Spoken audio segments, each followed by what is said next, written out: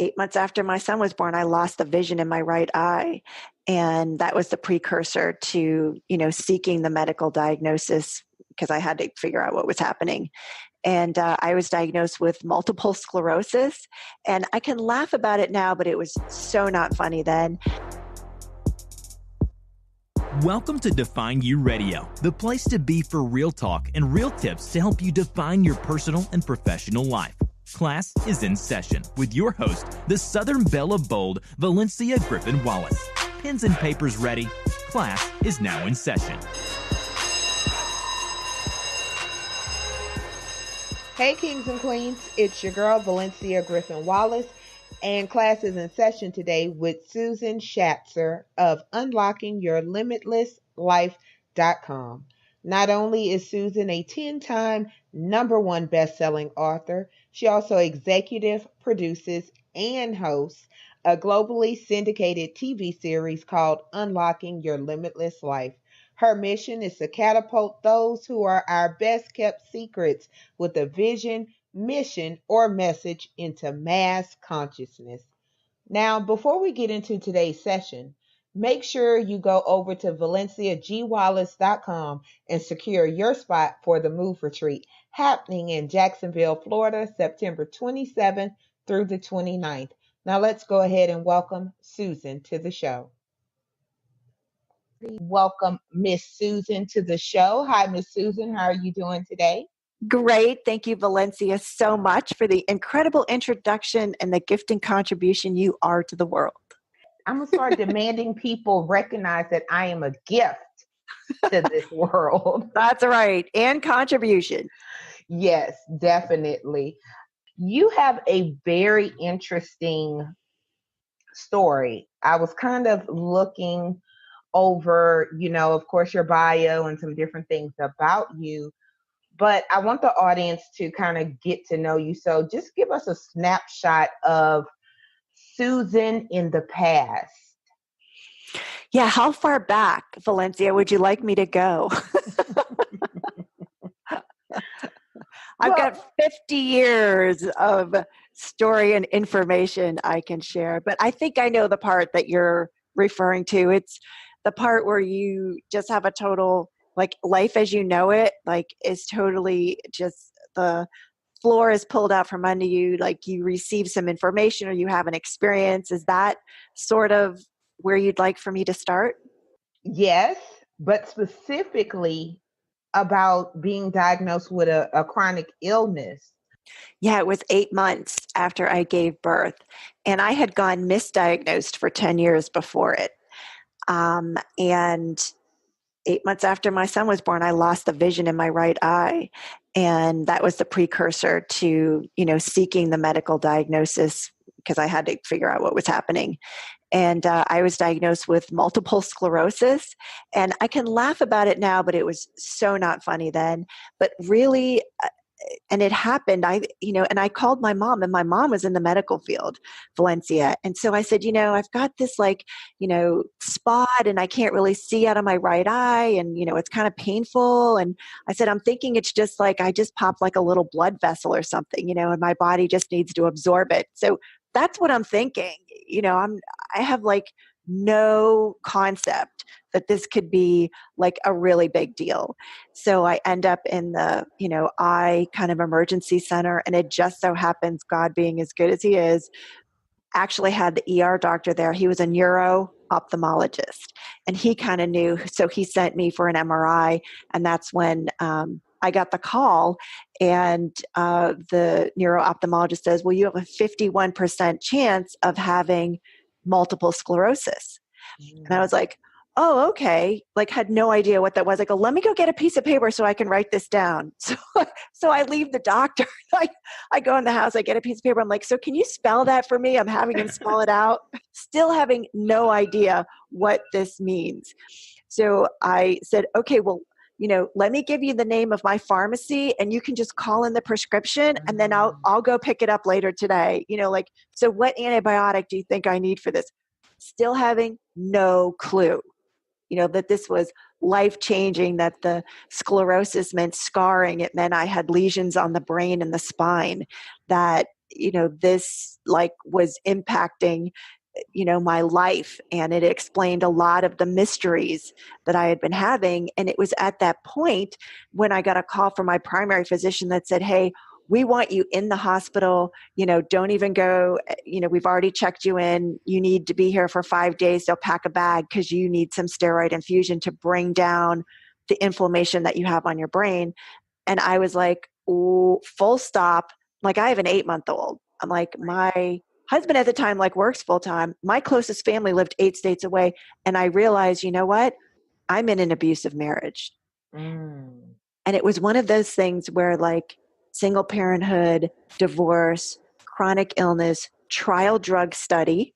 So I'm receiving chemo and steroids, right? And, the fact that I'm still here on the planet it's one of those moments where it was like, look, I'm either going to a third world country to get a stem cell transplant because I would wake up tired, I'd go to bed exhausted, and I would be in tears all day, just not able to handle anything, or take myself off the planet. Like, those were my two options. And I just said, God, you got to show up. It's got to be now. And it has to be in a really big way. And he did. And it was. And I'm still here now, 16 years later. Well, congratulations on still being here. Thank you. Thank you very much. Thank you. A while ago, well, I say a while ago, but it was a couple of weeks ago, I think, I did a show with a young lady who has MD. Muscular dystrophy. Uh-huh. Yeah. And I just said, I told her, I was like, I'm going to just say MD from now on because, it's quite a tongue twister. But what I recognize in her story and yours is that misdiagnosis, then all of a sudden out of the blue, almost. Now, let me ask you, is MS genetic? No. The shock value, the emotional value of being a mom, like, I only could imagine the almost total mental breakdown. Yeah, it was a full collapse. I realized I was in like a lot of trouble when I had 19 doctor's appointments in 1 month within 30 days. And, I was, I had a lot of panic and fear that went along, and there was depression and anxiety that went along with all of this, and the sleep deprivation because I was still breastfeeding.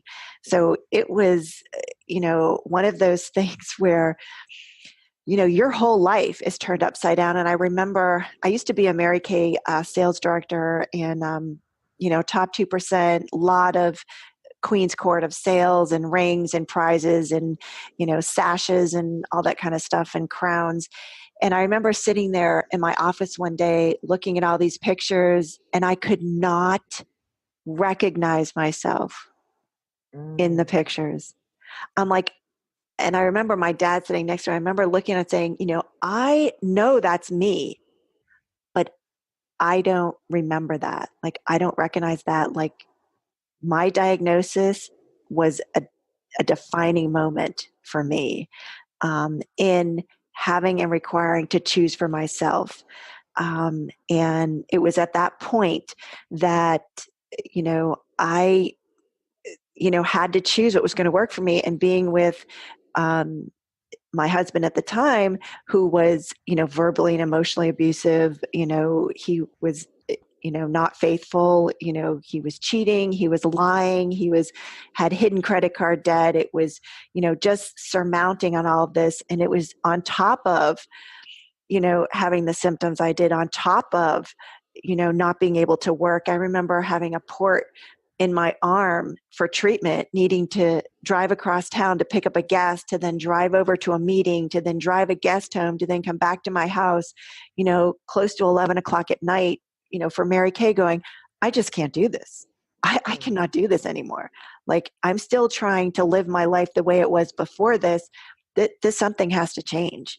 And it was a complete thing. And, honestly, Valencia, it was one of those things where, my husband at the time, he got called on the carpet with, the cheating and whatnot. And it was just one of those things where, look, do you think you're addicted to lying? And his response was yes. And I said, well, that's not something I can help you with.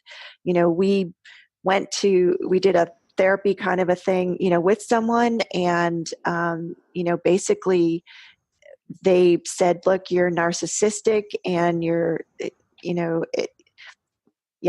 manipulative and you have all these things. They said, and it's not something that you're going to be able to get through quickly. Like, we're going to have to work with you over time. And so he didn't like the diagnosis or liked what they were saying. So he said, I'm just never going back. And, it was from that point to where it's like, you know what? I didn't think my life was going to be this way. And I didn't think I'd have to give up so much stuff. And his point of view was, hey, it doesn't matter what kind of a day I have, it will never be as bad as yours. So I'm leaving. And he decided to tell me while I was visiting my family with our son in Massachusetts over the phone, which I was like, really?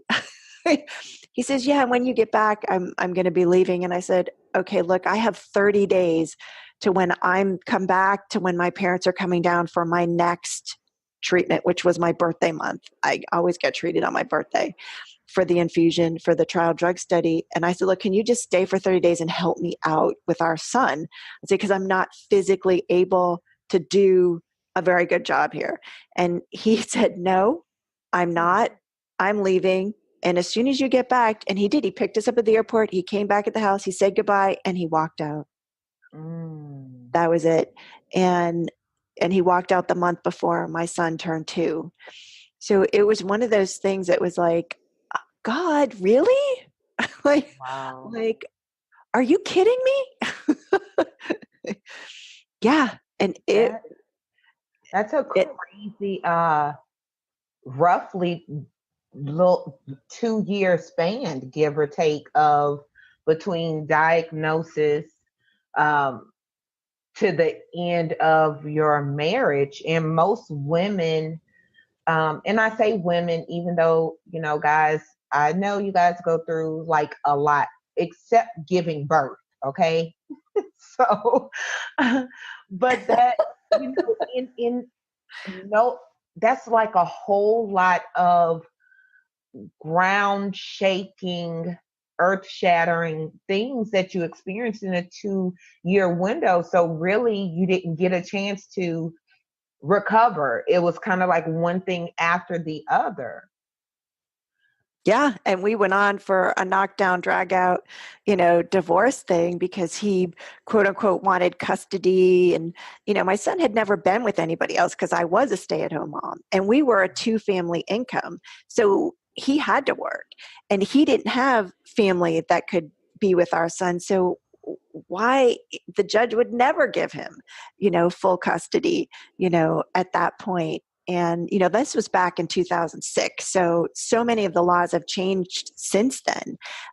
But at that point, it was like, no, this child only knows his mom. So we're not going to give him to the dad to have somebody else raise him. You know what I mean? And she's going to be home anyways because, she has a chronic illness. And so it was really, really interesting how that came about. And then there was tons of, judgment placed on us and him. And it was, what a deadbeat dad. And how can you walk out like that? And she just needed your help. And, you couldn't just stay for 30 days. You know what I mean? Like, what kind of person are you? Like, just a human being. How could you do that to somebody else? Like, and they're asking for your help and you married her. This is the mother of your child. You know what I mean? And then it got worse, like, till death do you part, and in sickness and in health. And how can you go against, God, the church, and, everything else? Because we were both, grew up Catholic. And so there was tons of judgment from family and friends and everybody around us. And it was quite a few years later that one of my mentors actually said to me, Susan, truth, is this what you were asking for? Truth, was that what you were asking for? And I sat back, Valencia, and I couldn't say yes, and I couldn't say no. And what I discovered was I was actually asking for a way out. Like, you know how your thoughts, what you think about, you talk about, what you talk about, you bring about? Yeah. Well, I wasn't talking about it because I didn't want it to be true. But I was thinking about it because I remember, like, because he was so abusive, that I would do everything I could during the day and leading up to the point in which he would get home. So there would be nothing that he could be angry with. Mm. Like, he was just a very angry, mean individual, and verbal and body language and all that kind of stuff. And it was at that point that I realized that, yeah, what? Because our point of view, this was the other thing I learned at the same time, our point of view, Valencia, creates our reality. So my point of view was, I got to get out of this. And with Catholicism, they don't actually recognize divorce. So having, parents and grandparents, and I mean, my family we're Italian Catholic, and our ancestors, our families, like, they live right across the street from the Vatican. Hmm. They can look out their window and watch the Pope, kind of like, hey, waving back and forth. Like, that's the, in-depth connection we had with that. And what popped up was, this is what I had been looking for. And so look what I created. I created this, and it was something I could not and would not accept and would not acknowledge. Like, who creates a chronic illness? Like, what Right. kind of person would do that? And then when I got to thinking about it, I'm like, hey, what could you not be judged for? Hmm. Sickness, right? If you're sick, you're sick. Right. Right. If you're ill, you're ill. If somebody leaves you, they left you. So I could not be judged for the disintegration of the marriage. And and it was just a little while after I was willing to acknowledge that I sat back and I said, wow, like, he's choosing for him. Hmm. Like, staying with us, like, was not going to work for him. So he was choosing for him, and it allowed me to be the parent with our son that I really, truly wanted to be as a parent, the kind of parent, the style of parenting that I would not have been able to do had he been in our life. And my son, also the same thing. Like, he's 16 now, and he's dual enrollment. He's going to be going to college in the fall. And we talk about it now, like, if dad was still here, would you be able to have the personality you have? And, both of us have a resounding no. He would not have been able to be the kid and have the experiences that he's had, with me as a parent, with him, with the freedom with that, had his dad been a part of it. So we're very grateful. And I am so thankful, and I've told him this, I am so glad that you did leave. I'm so glad that you did walk out. Yes, it was really hard. Yes, I hated your guts. Yes, everyone wanted to kill you for me. But in retrospect now, looking back, it's like, look, that's exactly what and how this all got created. So, I look at it as a win, as much as I thought Well, it was. he freed himself in one sense, but he also freed you, because Yeah. from that past you were able to create now, and kind of free yourself from the responsibility, the judgment, what have you. um Thank you for sharing that, because a lot of women, I think, get caught up in that woe is me, but you use that and turned it into something. So what is unlocking your limitless life? What is it, and what does that mean? Thank you so much. It's been like a pull for me. And I was gifted at a very early age that my target, we have a purpose, a mission, a message in life. Valencia, kind of like Define You Radio. Like, let's define you. Like, who are you? Who are you being? How are you showing up in the world? the same kind of thing was happening with me. It was like find a need and fill it. And that's what I was given at a very early age. So everything I did in life was to find a need and fill it. And everything I did would be between job and moving and relocating and careers and whatnot and education was to find a need and then fill it. And then I would do that for like 4 or 5 years and realize, okay, yeah, this isn't it. It's going to be something else. So unlocking your limitless life is where I'm able to bring, I call them the best kept secrets. And really, it's you, it's your neighbor, it's your friend, it's your alternative specialist, whoever you have. It's someone who has a vision, a mission, and a message. And they just don't have the exposure. Like they don't have, no one can find them. Do you know what I mean? What they have available is what everyone has now, which is what I call blockbuster video.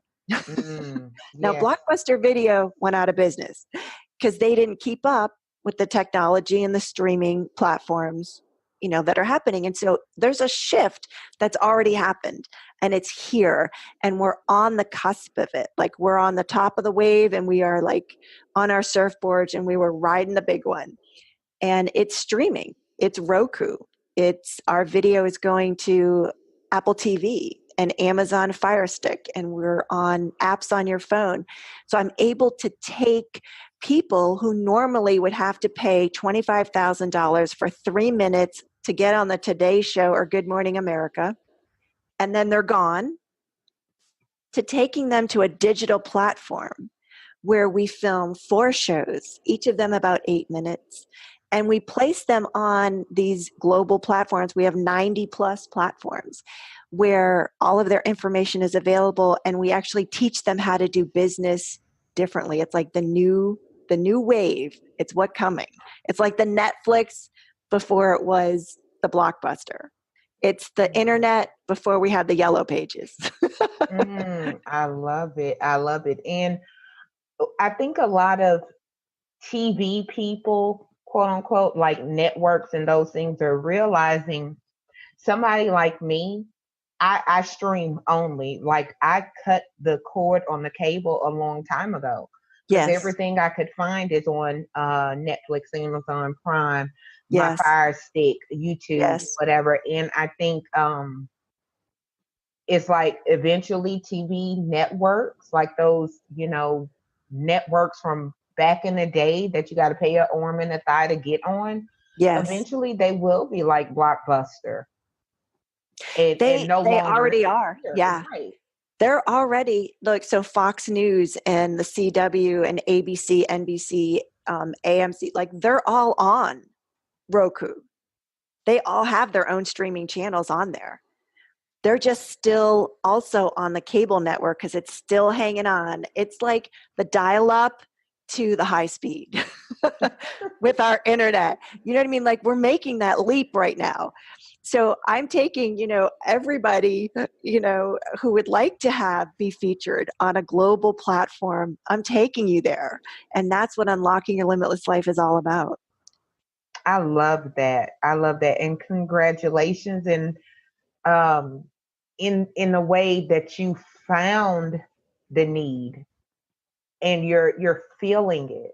And it's more about other people's voice, but your purpose, if that makes sense.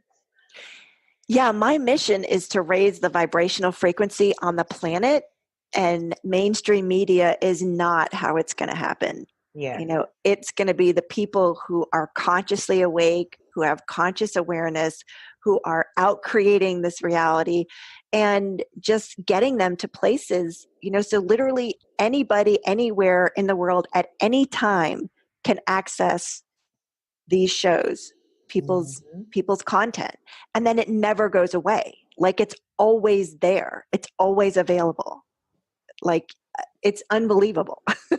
I love it because I hate it. If you think about traditional TV, you're locked down to time. Then I even went to DVR and stuff, but you got to remember to set and everything else. And eventually it became more of a headache. Yes. And costly. I'm like, y'all are dying. How can you still go up on rates? Yes. So, Yeah, it is. It's archaic. It's like the Blockbuster. And I use these examples, Blockbusters and Yellow Pages, because it wasn't that long ago right. that we had that and how far we've come. And it's not going to be that long to where we're solely on a streaming situation and receiving everything. Right now, everyone reads their email on their phone. That's the most, the highest place right there. And let me just shoot this past you too, Valencia. Get this. So Google bought YouTube, right? Yes. And I love it. Yeah. So, but let me share this with you because a lot of people don't know about this. So, right now, where do most of people have most of their video content? YouTube. And Facebook, right? Mm-hmm.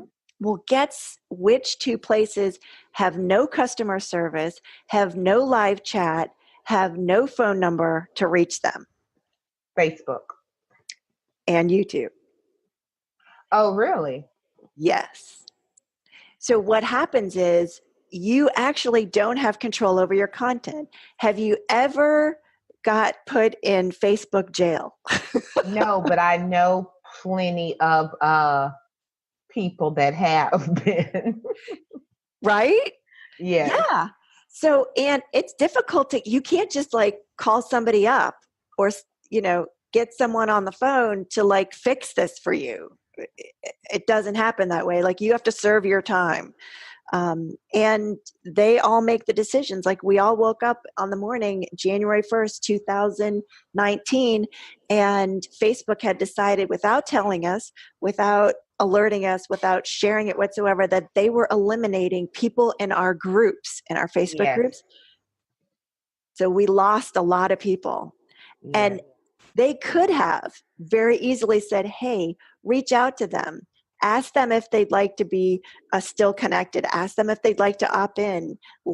Send them nothing. We weren't. It's like boom, and your whole group shifted like overnight. It's like, Yeah. hey, Happy New Year! Now you have half as many people as you thought you Yep. had in your group. Another thing I read somewhere, not sure how true it is or not, but I've noticed it in a few numbers. If you are on Facebook Live and you say, share the video, so on and so forth, that they will cut like the number of views or the number of reach or something in that way. Because one of the things I always say, like, love, share the video. And I noticed after I read that article, like those views aren't what they used to be when I do my Facebook Lives. And I was like, oh, I don't know if that's true or not. That's just an article I've read, but anybody could write an article and base it on whatever. But a lot of times there's some truth to that stuff. Yes. Yeah. It's interesting. So one of the bonuses with what you're talking about is on Roku. Roku partnered with Chang, and they're a China-based television company. And Chang makes physical TV sets. So do you remember the Gateway computer? It was the cow in the box. And they put Microsoft software on their computers. So everyone was like, yeah, you got to get the Gateway computer, get the cow, because you don't have to pay extra for the software and upload it. It's already included, on the computer. Well, Roku did the same thing. Roku partnered up with Chang, and now Roku is automatically on every smart TV that comes out of China here. And in the fall of this past year, Roku surpassed Google for clickable media links. So because Google owns YouTube, YouTube is not all that in a bag of chips any longer. That is very interesting. I've learned some technical business stuff. So thank you for sharing that. I've taken so many notes, which is why I call the show Classes in Session, and everybody knows to have their pens and papers ready. I wanted to touch on something really quick about our greatest possibility being locked in our biggest problems. If you could touch on that. Sure. It's where whatever your biggest problem is, hidden inside your biggest problem truly is your greatest possibility. And I work with people on a private and small group setting. So I'll just use my story, quote unquote, as an example, because my biggest problem was being diagnosed, being cheated on, being in an abusive marriage, my closest family being 8 states away, me needing to be in a trial drug study, losing the vision in my right eye, and having an 8-month-old. Like, bam, right? Hidden inside that big problem was my greatest possibility. And my greatest possibility was me being willing to acknowledge that I created that, and actually allowing myself to be willing to look at my ex in a framework of being in gratitude. And gratitude is the highest vibrational frequency that we can be on the planet right now. And gratitude is just below God consciousness. And that gratitude frequency is the highest one you can have. Anything else below that drops your vibrational frequency. So anger, rage, fury, hate, blame, shame, regret, guilt. I had all that running. And what that does is that lowers your vibrational frequency. And those are the bottom. Those are the lowest ones. And then they start going up from there. So the more you can spend time in gratitude for everything, for your chronic illness, for the car accident, for your roof having to be replaced, for the mold you have growing in the back room, for whatever it happens to be, the car accident, literally there is a hidden possibility in there. That's your greatest possibility available to you, but it's showing up as your biggest problem. And God is there and He's showing you that. So you are able to shift and change that. You no longer need to be frustrated. You no longer need to be angry. There is a possibility that's hidden in there that empowers you to raise your vibrational frequency, because, my friend, now is the time. Hashtag amen. Yeah, because like attracts like, Valencia, here on the planet, right? I agree. It's definitely, being grateful for what you have. And one of the things I tell people is, like, when I had a raggedy car way back in the day, in my 20s, but when I had a raggedy car, we all did. Right. I was grateful for it. I took care of it. You couldn't tell me I wasn't driving a brand new Lexus. And what that did was open up opportunities for growth. I was grateful for my little apartment. So now I'm grateful for, a house. And I was, and I think people don't realize that, like, be grateful for where you are, because it is leading somewhere if you remember that. Yes. If you remember that. So, Miss Susan, what's next for you, and how can the audience get in touch with you? Well, thank you so much. I would love for you to come visit our shows at unlockingyourlimitlesslife.com. The easiest way to reach me is through Facebook, Susan Shatzer, or you can join our Facebook group, Unlocking Your Limitless Life Facebook group there. And I know, like, and trust that if you're someone who has a vision, a mission, and a message, and you are ready and would like to go global, you would like to have that presence on that kind of scale with your message, your vision, and your mission, then definitely positively reach out. Let's get that party started for you. Yay! You guys get your hair and makeup ready and make it happen. Definitely get in touch with Miss Susan. Thank you. Actually, we cover that. That's included. Oh, really? Hair and makeup. Yeah, we include that. It's a done for you. It's all done. We do the social media, email marketing campaign. The only thing that you've got to figure out is what you're going to wear. Yes. You guys, it is 2019. It is time to show up and show out. Definitely connect with Miss Susan, who has been a great interview. Y'all know class is officially over. Make sure you subscribe to the show. And until next time, remember, your past doesn't define you. It gives you definition. And what you do with that is up to you.